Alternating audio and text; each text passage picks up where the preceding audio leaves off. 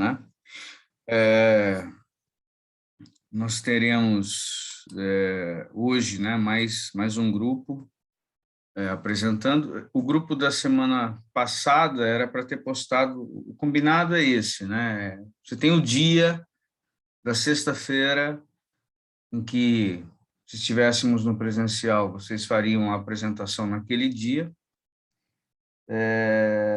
Como estamos de forma remota, vocês têm aquele dia, né, para em algum momento daquele dia postar.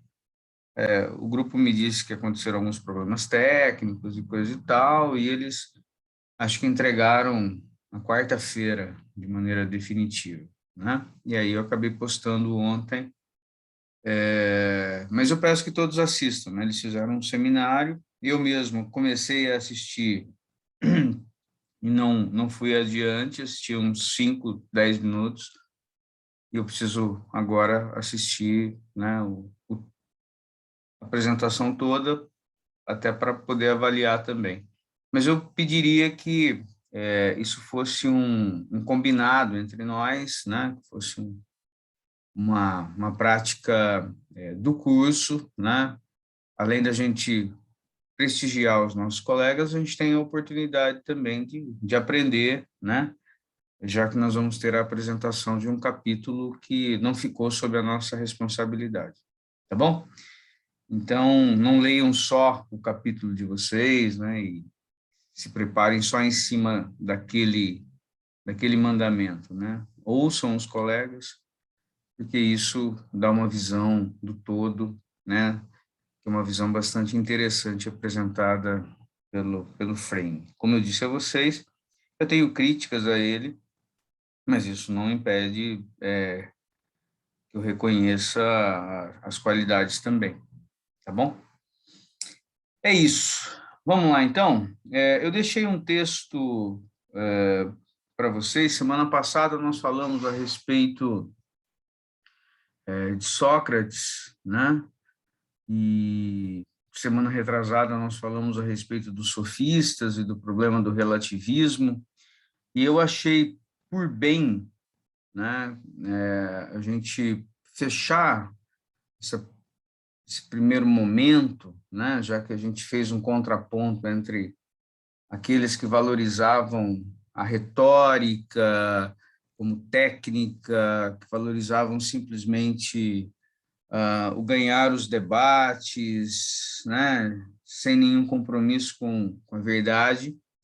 Eu apresentei como contraponto a isso o pensamento socrático, né, que é o pensamento filosófico por excelência, daquele que busca, através da dialética, através do diálogo, chegar à verdade e, acima de tudo, construir, né, um discurso racional que dê conta, né, de vivermos em função de virtudes, em função né, de princípios éticos que possam nos ajudar ao longo da vida. Hoje eu queria apresentar para vocês, né, um conceito que eu julgo de suma importância para qualquer pessoa que tenha, né, a noção de verdade como algo a ser buscado e honrado, né? A noção de verdade como algo que precisa, né, precisa ser, né, uma coisa valorizada, né, até para que a gente não caia aí numa anomia, enfim, para que a gente não caia num vazio, né. E aí eu queria apresentar para vocês hoje o conceito de parrésia. O conceito de parrésia é um conceito que aparece na antiguidade e que nos últimos cursos do Foucault, né, no Collège de France, ele, nos anos de 82, 83, 84, já que ele morre em 84, né, mas no começo de 84, ele dá uma série de cursos, né, que agora estão disponíveis para nós aqui em português, e o título é A Coragem da Verdade, tá bom? E eu queria explorar pelo menos o primeiro capítulo com vocês, que é um capítulo mais introdutório. O resto do livro é muito interessante. Aqueles que se interessam, né, por uma leitura mais profunda, não ficam só nessa água com açúcar dessa teologia, né, essa teologia a la Tim Keller da vida, essas coisas que apareceram aí nos últimos tempos, né, Paul Washer, sabe? Ou coisa pior ainda, né, MacArthur, esses fundamentalistas todos aí. Então, quem quiser um pouco mais de profundidade, né, dá uma olhada no que alguém que não é crente está falando a respeito de verdade, né? E a gente vai perceber que a questão da ética, ela não está vinculada a questões morais, a questões religiosas. A questão da moralidade, né, ela se constrói também em quem não é religioso. E consegue, mesmo assim, né, sem nenhum vínculo religioso, buscar a verdade, valorizar a verdade como um elemento essencial, fundamental, né? Principalmente em tempos como o nosso, tão obscuros, né? Onde as pessoas acabam tomando conceitos assim de uma forma inapropriada. O que eu tenho visto ultimamente de idiotas falando a respeito de comunismo é uma grandeza, né? Então, eu fico me perguntando, se eu puxar uma conversa com essa pessoa e pedir para ela me descrever em, sei lá, 2 minutos o que é comunismo, ela não vai ter condições, né, de descrever o que é isso. Mas ela aprendeu, ela escutou, né, que o mal do mundo é o comunismo, e aí ela, né, passa a repetir isso. Isso faz parte de uma estratégia, a estratégia simplesmente de reduzir, né, o fenômeno numa visão maniqueísta do mundo. Existe o bem e existe o mal. E você simplesmente vai lá e reduz o conceito, nomeia isso, e nomeia de maneira inapropriada, né? De maneira completamente imprópria, e sai falando besteira, né? Certa feita, eu não tinha noção, né, da maluquice dessa gente.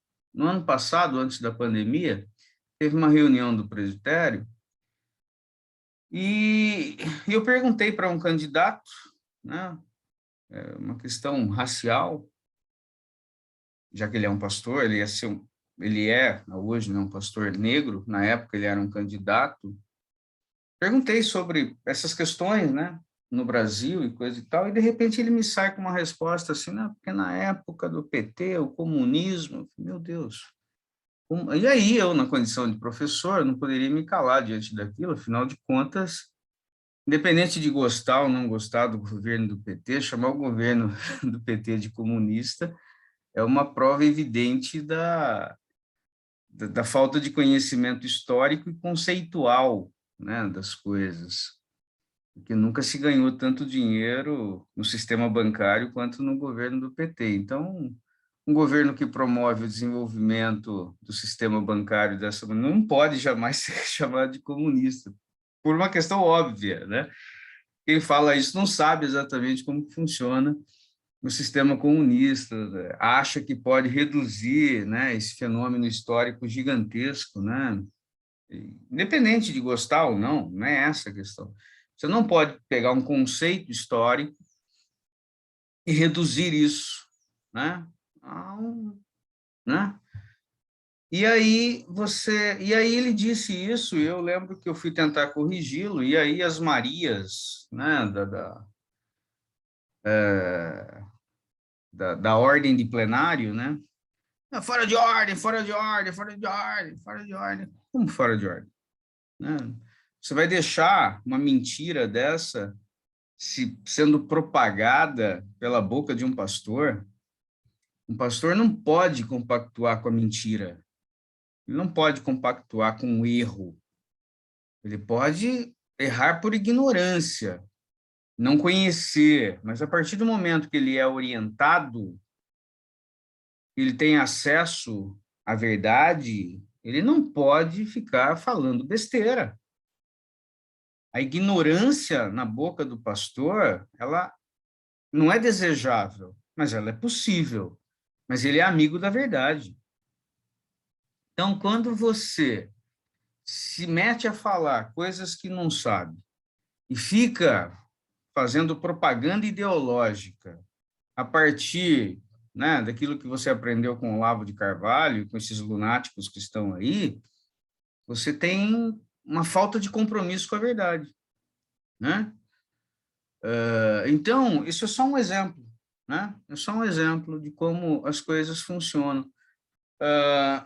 Só para vocês terem uma ideia, se gastou tanto papel e tanta tinta para se falar sobre o fenômeno, né, do socialismo. O socialismo ele não é uma invenção do século XIX. O fenômeno do socialismo, seja ele utópico, seja ele científico, seja ele o socialismo real, né, o fenômeno daquilo que a gente chama de socialismo, seja o anarquismo, seja a social-democracia, o fenômeno do socialismo, ele é um fenômeno estilhaçado. Quando você olha para o campo religioso brasileiro, você vê um fenômeno estilhaçado. Você tem lá, somos todos evangélicos, tá bom, mas eu sou evangélico, mas eu sou presbiteriano, que não sou igual ao batista, que não sou igual, por exemplo, aos metodistas, não sou igual aos pentecostais, nem de primeira linha, nem de segunda linha, nem de terceira linha, nem de quarta linha, nem de quarta onda, de sexta onda, né? Então é estilhaçado o campo. Na esquerda é a mesma coisa, né? Ou seja, o fenômeno é amplo. E quando você reduz e chama tudo isso de o comunismo, vocês terem uma ideia, ele só é um processo, né, atingido na perspectiva do socialismo científico depois de um processo revolucionário de uma ditadura do proletariado. E o camarada achar que comunista, que o Brasil vive um perigo comunista porque existem pautas de ideologia, de gênero, é um absurdo sem tamanho. Quer dizer, e pastores ficam falando essas besteiras o tempo todo, sem estudarem, sem conhecerem, né? Totalmente ignorantes, passando vergonha, né? Então, por favor, nós somos amigos da verdade, nós queremos a verdade, só a verdade, né? E isso é só um exemplo de como a gente pode, às vezes, flertar com a mentira, com o obscurantismo, né? Arrotando e falando besteira, sem conhecermos, de fato, a fundo aquilo. E quando fazemos isso, estamos flertando com a mentira, né? E eu falo isso não é para defender essa ideologia, falo isso por uma questão de justiça histórica. Eu sou um professor, e como professor eu tenho um compromisso também com a verdade. Não posso jamais, né, ver um erro como esse e me calar. Então, muito cuidado, gente, muito cuidado com essas, né, essas afirmações assim categóricas aprendidas na internet, aprendidas em sites radicais, né, num tempo de pós-verdade. Os caras acham que, né, podem dar conta de tudo com um videozinho, né? Cuidado, muito cuidado. Então, para a gente conhecer um pouco mais dessa noção de verdade, eu queria tratar com vocês dessa ideia, desse tema, que é um tema resgatado pelo Foucault, que vem da antiguidade, que é o tema da parrésia, tá bom? E esse tema da parrésia, que é abordado em todas as aulas, porque como que funcionava? As pessoas entravam no Collège de France, o compromisso de cada professor do Collège de France era dar um curso público. Então, você, em determinado momento do ano, sabia que o Foucault, ao longo de 15, 20 dias, ele daria um curso. Então, as pessoas se programavam. E como ele já era um popstar, né, as pessoas saíam do Brasil, do Japão, da Alemanha, e iam para a França para poder ouvir o Foucault. Chegava lá, ficava apinhado, né? Assim, ele, inclusive, nessa aula aqui, ele reclama disso, né? Na nota de rodapé que aparece aí no texto de vocês, ele reclama que ele estava doente, né? Uma doença que, inclusive, né, vai se agravar ao longo desse ano, ele morre. Mas ele reclama porque as condições materiais, né, para as pessoas assistirem eram péssimas. E ficava um monte de gente lá, um gravador, né, aquele gravador antigo, com fita cassete, gravando, né? E é por conta disso que é possível a gente ter esses textos hoje, né? Porque os discípulos do Foucault foram reunindo essas fitas e transcrevendo essas fitas, né? E muito do material que ele deu aula, né? Virando, então, acabou virando é, livro, né? Mas, assim, depois de muitos anos da sua morte. Então, esse material é um material hoje transcrito a partir, né, da audição dessas fitas, que foram originalmente usadas lá atrás para gravar, né, as aulas do Foucault, e hoje em dia esse material está sendo disponibilizado para todo mundo através da publicação de livros, tá bom? Então é isso, sim, né? Por isso que tem aí aula de 1º de fevereiro de 84, primeira hora. Por quê? Porque ele tratou daquele conceito, olha, pessoal, vamos tomar um cafezinho, coisa e tal, aí volta para a segunda hora, para a segunda parte da aula, né? São os famosos seminários do Foucault que funcionavam assim, tá bom? Então, qual a ideia, né? Qual a ideia? A ideia de tratar desse tema da parrésia, né, é discutir onde nasce o conceito de parrésia, o que significa parrésia, como que se atinge a parrésia, quem pode, de fato, falar da parrésia, né? A parrésia como o dizer a verdade, o dizer toda a verdade e não parte dela, né? Dizer do parresiasta é um dizer que confronta o dizer do rétor, né? Que o rétor é a figura do sofista. O rétor é aquele que usa da técnica de retórica para ganhar um debate, mas o compromisso dele não é um compromisso com a verdade. Ele não investiga a fundo para chegar à verdade. Então, nessas duas figuras, o rétor, o retórico, o sofista e o parresiasta, nós, pastores, estamos muito mais do lado do parresiasta, que é aquela figura que investiga por meio de uma arguição lógica, por meio da indexação, né, a verdade, a razão, ele busca chegar, então, a alguma coisa que possa ser útil para a sociedade, aquilo que ele chama de verdade, né? Então, como que nós, pastores, podemos nos apropriar dessa ideia, da ideia da parrésia? Esse é o sentido da nossa aula hoje, tá bom? Eu já vi aí que deu 10 minutos, faltam 10 minutos. Quando estiver mais perto, alguém me avise, por favor.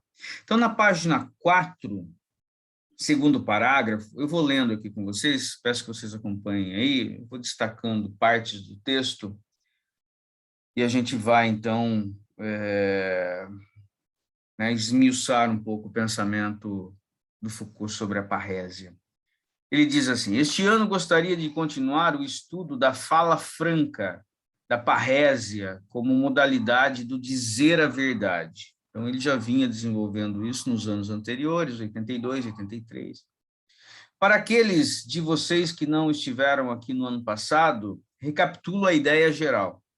É absolutamente verdade que é interessante e importante analisar no que elas podem ter específico as estruturas próprias dos diferentes discursos que se propõem e são recebidos como discursos verdadeiros. A análise dessas estruturas é, grosso modo, o que poderíamos chamar de uma análise epistemológica. Mas, por outro lado, pareceu-me que seria igualmente interessante analisar em suas condições e em suas formas o tipo de ato pelo qual o sujeito, dizendo a verdade, se manifesta, e com isso quero dizer, representa a si mesmo e é reconhecido pelos outros como dizendo a verdade. Ou seja, a gente vai perceber, ao longo das próximas páginas, que o dizer a verdade não é uma técnica. O dizer a verdade tem a ver com uma formação interna, tem a ver com caráter, tem a ver com uma noção que você desenvolve ao longo da vida, e talvez como pastor, né, você deveria ser o sujeito mais preocupado com essa noção da parrese, porque, em última instância, o cuidar de si, né, o cuidar da sua alma, já que a sua alma pode ser uma alma nobre quando você se aproxima e cultiva a verdade, você, como pastor, você precisa entender como que essa coisa funciona, né? Porque não basta simplesmente uma articulação verbal de discurso, isso o retórico pode fazer, mas ele não tem compromisso com a verdade, né? Você tem um outro tipo de compromisso com a essência da verdade por ser pastor, né? Mais adiante, nesse mesmo parágrafo, ele diz assim: não se trataria, de modo algum, de analisar quais são as formas do discurso tais como ele é reconhecido como verdadeiro, mas sim sob que forma, em seu ato de dizer a verdade, o indivíduo se constitui e é constituído pelos outros como sujeito que pronuncia um discurso de verdade, sob que forma se apresenta aos seus próprios olhos e aos olhos dos outros quem diz a verdade, qual é a forma do sujeito que diz a verdade. A análise desse domínio poderia ser chamada, em oposição à das estruturas epistemológicas, o estudo das formas aletúrgicas, né? Essa ideia, né, de aleturgias, esse é um termo empregado, né, para todo exercício de poder que se realiza mediante a enunciação de uma verdade. Então, não se trata de construir, né, uma estrutura lógica, epistemológica, não é isso.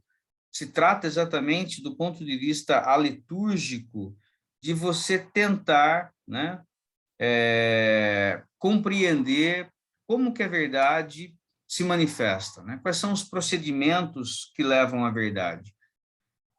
Um procedimento essencial que leva à verdade é você cultivar isso como uma virtude e entender que não se trata de um jogo de palavras, mas se trata da sua própria essência, né? Por isso que eu estou dizendo, os pastores têm muito a ver com a noção de parrésia, porque eles se julgam propagadores de uma verdade.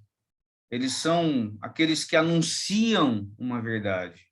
Então, qualquer sombra de mentira, qualquer sombra de falsidade, qualquer sombra de manipulação é alguma coisa que deveria nos causar repulsa. Mas a gente percebe que as coisas se confundiram no campo religioso, né? Nós encontramos, às vezes, mais sofistas entre os pastores do que parresiastas, porque uma diferença brutal entre o parresiasta e o sofista é que o sofista se vende e o parresiasta não. Ele, inclusive, pode pagar com a própria vida, né? Por conta desse discurso que ele compreende como sendo um discurso verdadeiro. Na página seguinte, o Foucault tenta mostrar como que ele chegou ao problema da parrésia, né? Ele vai fazer uma leitura do passado. Vamos lembrar que o Foucault é um arqueólogo do conhecimento, né? Ele é um arqueólogo do saber. Então, Foucault às vezes se metia naquelas grandes bibliotecas lá, passava tempos lá e investigava livros aqui e ali, descobria coisas que ninguém tinha, e de repente saía de lá com um livro bombástico, né?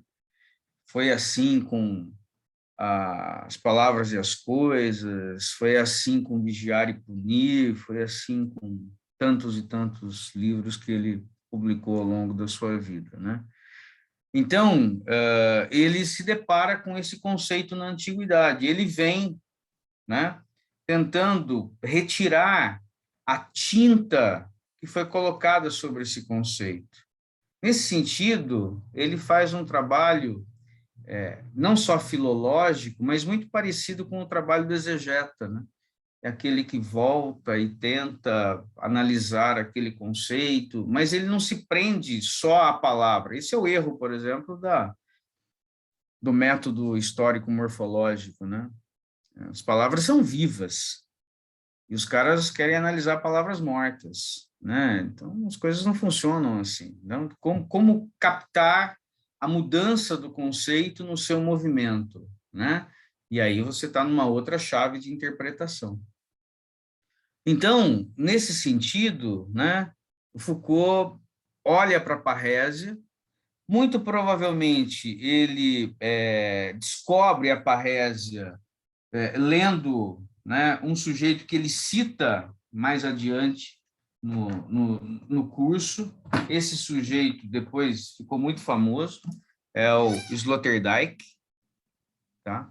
Sloterdijk era um cara que não era tão famoso na época, mas ele foi citado pelo Foucault, então, imagina. Professor, já falta um minuto. Está. Ah, beleza, beleza. Vamos derrubar, então a gente já volta. Por favor, vamos lá.